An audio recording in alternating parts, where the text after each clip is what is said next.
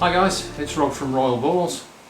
I was hoping to bring you a video on pulling some eggs, but the clutch of eggs that was due to hatch just a couple of days after the females were due to lay has already pipped, and the females have not laid eggs yet, so we'll do the videos in reverse order.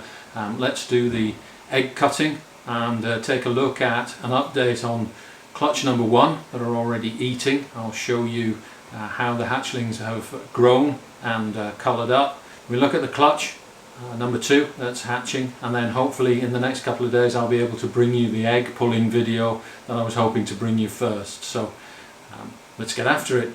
This part of the hobby never gets old, guys. This is clutch number 2. My season's a little bit later than most people, so this is just my second clutch, and we have the first pipper down here. So I'll do a separate video on this, and this is a super pastel leopard Mojave to a normal female, so everything will be pastel, and we'll get some leopard and Mojave combos from this. I've been watching this clutch for the last few days. You can see the eggs are very dimpled, but they're still lovely and white, and we have the first pipper, day 59. So we lost 2 eggs from the Silky Way clutch, the Yellow Belly Het Pied clutch. These were the 2 that I separated out that I couldn't see veins in when I first candled the eggs before I put them in the incubator, and sure enough, during the week with my smell test I knew something was wrong. So these eggs are dead already, pretty smelly. You can see the fungus and mould growing on them, so these need throwing out. We've still got 4 eggs in the incubator and they're doing okay with a month to go, so fingers crossed, but these 2 eggs didn't make it. So let me give you a quick update on clutch number 1. They hatched out just less than a month ago, and they've all shed out about 2 weeks ago, and every single one of them has had 3 meals apart from this one, which is still refusing to eat. I'll give you a close-up of some of these in a moment, and I'll give you a size comparison between 2 weeks worth of growth and 3 meals and one snake that hasn't eaten, just so that you can see the difference. So these 2 guys here are siblings. This is the snake that hasn't eaten yet after about 15 days.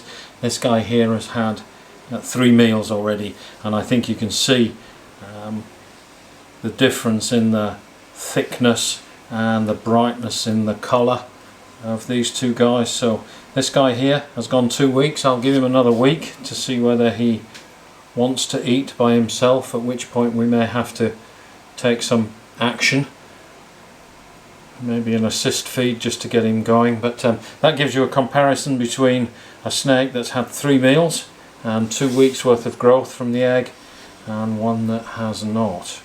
This snake is still perfectly healthy, it's still active, it's not skinny, so I'm not in any way worried about this guy, but all his clutch mates have eaten 3 times and this guy has not eaten yet. Quite a difference. They grow real quick.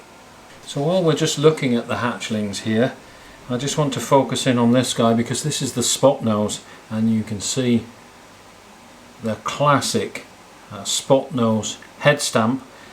It's actually very bright. I don't know whether this has vanilla in it or whether it's just plain spotnose, but you can see that it's got a very bright dorsal. It's got the 2 spots behind the neck here, you can see just behind the head. Classic spotnose, but spotnose by itself is not a great pattern influencer. You can see here the alien heads are a little bit wacky, but the giveaway for spotnose is definitely the head stamp.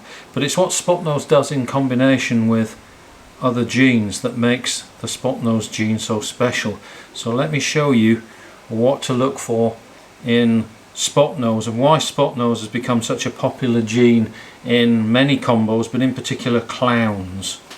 So this guy here also has spotnose in him. There is Mojave in this, so Mojave does give the floating alien heads, but you can see that spotnose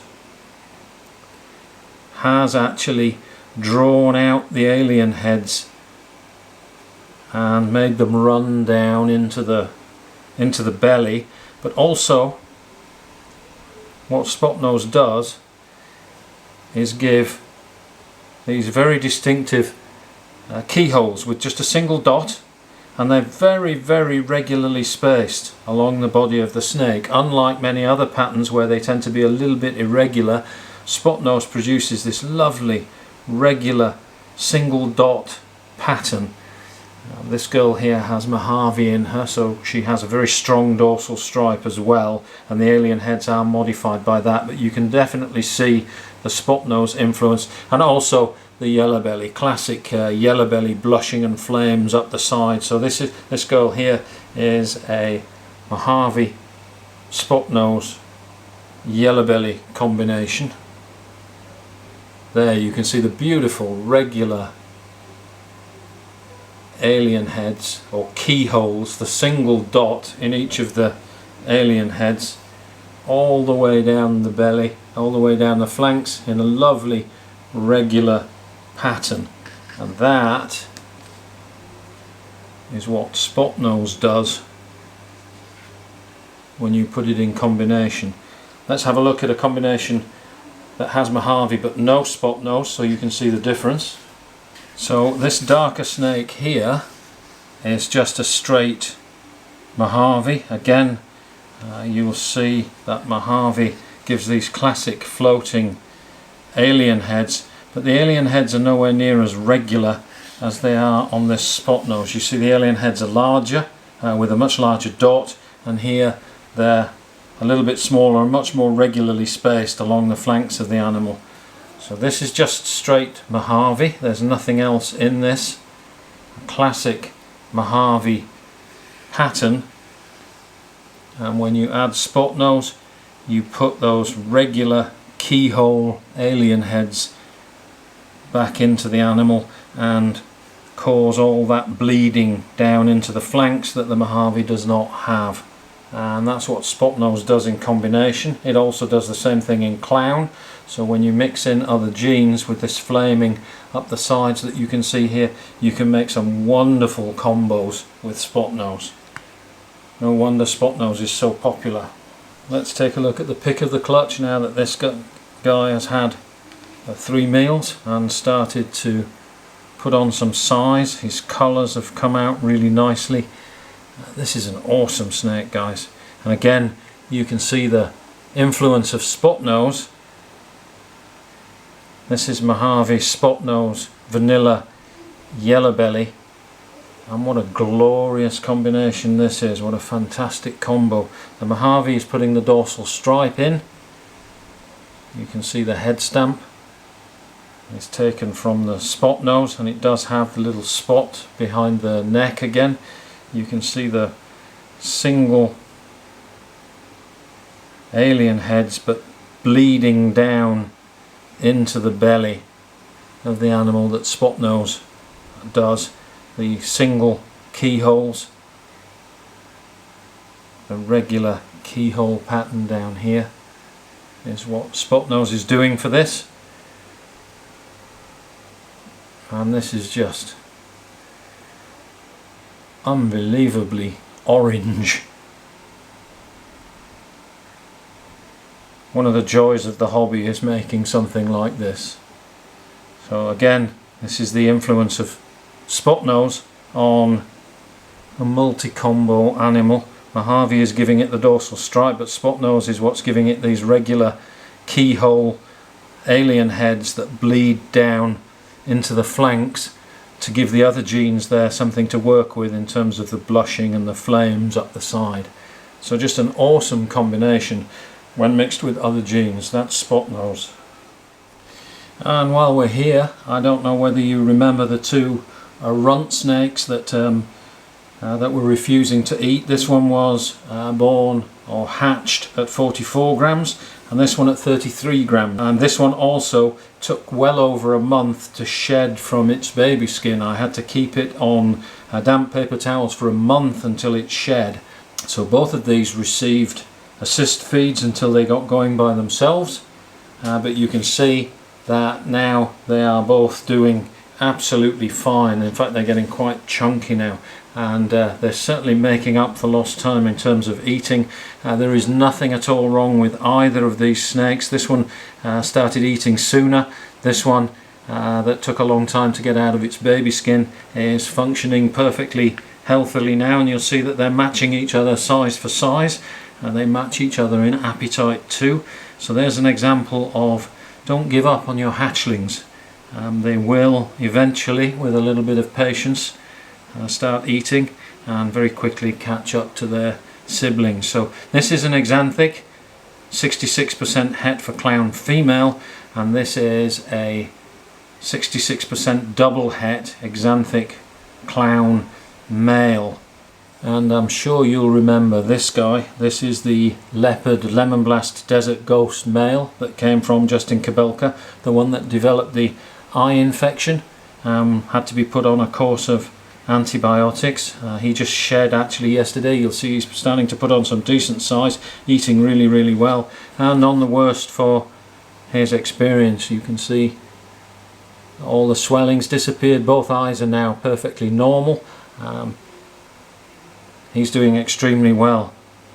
You can tell just by how much he's grown. Glorious coloured snake. This is the one that we were very worried about, but there's an update on this one, guys. He's also doing extremely well.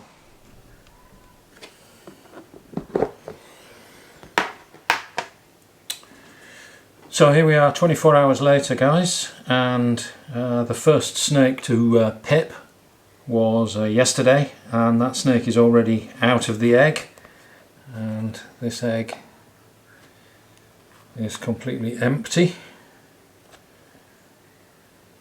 It's hidden amongst the other eggs. None of the other eggs have actually pipped yet, and I'm starting to get a little bit concerned because they are obviously ready to come.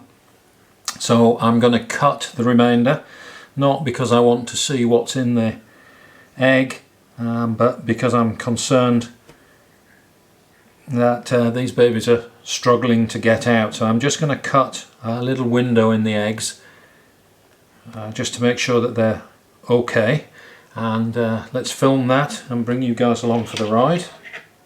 So I'm using these nail clippers here, which are the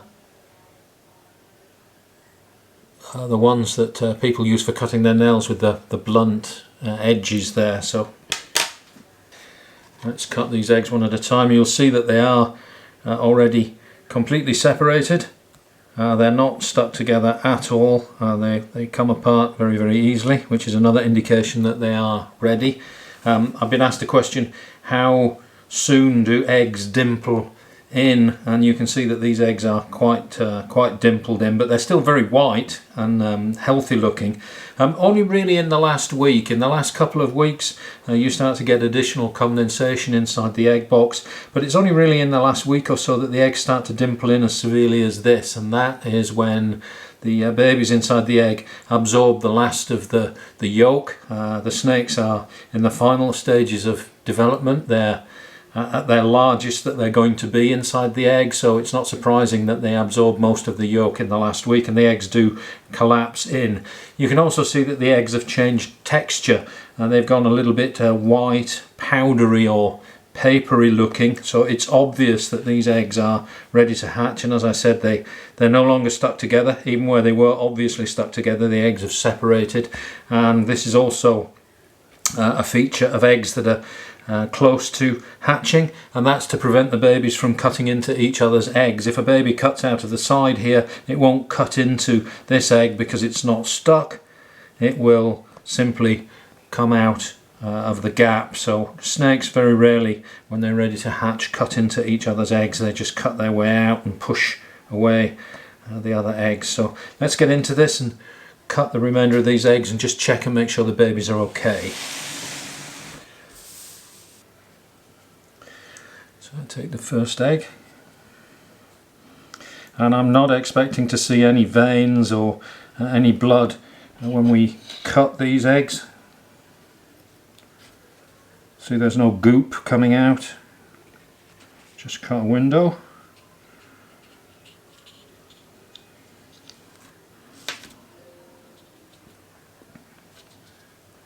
And there you can see a perfectly healthy baby inside the egg, and yes, it's moving. So that's one,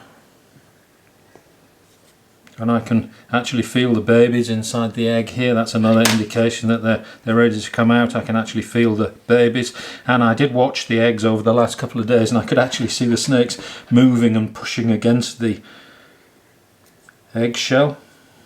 So again, you'll notice there's no goop in these eggs, there's no blood. These eggs are on the verge of hatching, so just there's the baby snake in there, and yes, that one's perfectly okay.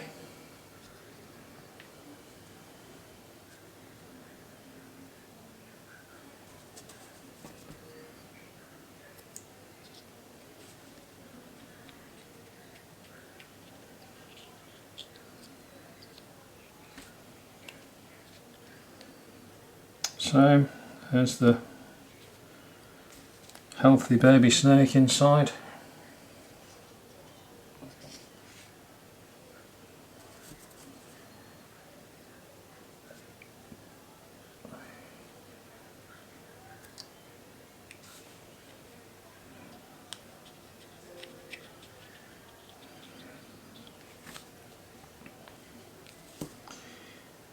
There we go, the head's right there. This baby was obviously about ready to come out.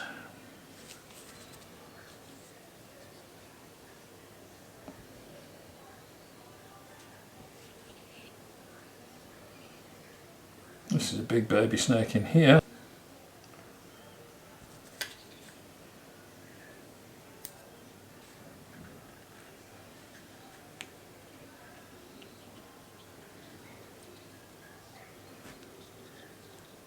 Again, minimal goop in there. There's the baby snake, and the head is just there.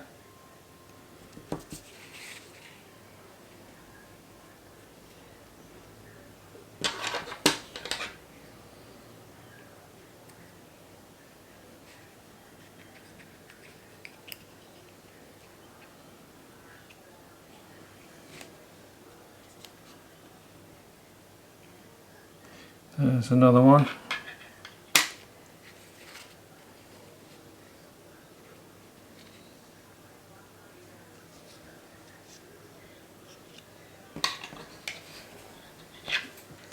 Just a couple more eggs to go here, just to make sure that the snakes can get out with minimal effort, since it is obvious that they're ready to hatch. There we go, baby snake in there. It's another leopard combo in there, pastel leopard.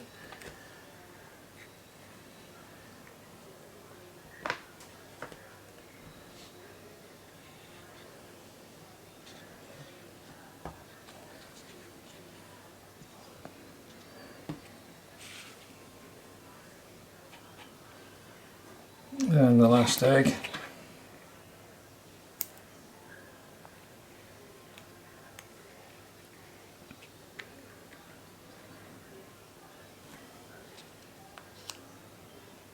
Yeah, and there's the baby snake in there, perfectly healthy. So that stops me from pacing up and down outside the incubator. Now that one of the snakes is out, I know that the rest are all perfectly healthy and they can come out of the eggs when they're ready. So here we go. So I'll now just bob these back into the incubator until they all come out of the egg in their own time. I won't disturb them further. I know they're all healthy, they're all okay. So we'll follow up when the snakes come out. Okay guys, so that's a look at clutch number 1. Clutch number 2 is not out of the egg yet. I did cut them because the first snake pipped and was already out of the egg, and 24 hours later none of the other eggs had pipped. and I could see them moving inside the egg, so I was a little bit concerned that they were not going to be able to get out of the egg themselves. So I did cut them just to check and make sure they were all okay, which they were, and they're all back in the incubator now, and I'm waiting for them to come out of the egg all by themselves. That clutch is the Scorch male, Super Pastel Leopard Mojave paired to a normal. So what we're hoping for from this clutch is some leopard combos. I do want a female Pastel Leopard Mojave to add to my collection, so we'll keep back one of those. We took a look at the clutch number 1, and in particular highlighted the spotnose gene. And I've been working with the spotnose gene now for more than 2 years, and had several clutches with spotnose in, and they just keep getting better and better. So I thought I'd just give you guys a little bit of a showcase of what spotnose does. Spotnose, a wonderful gene to work with. So that's it for this episode. Stay tuned for some egg pulling in the next couple of days. Don't forget to share, like and subscribe, and we'll see you next time.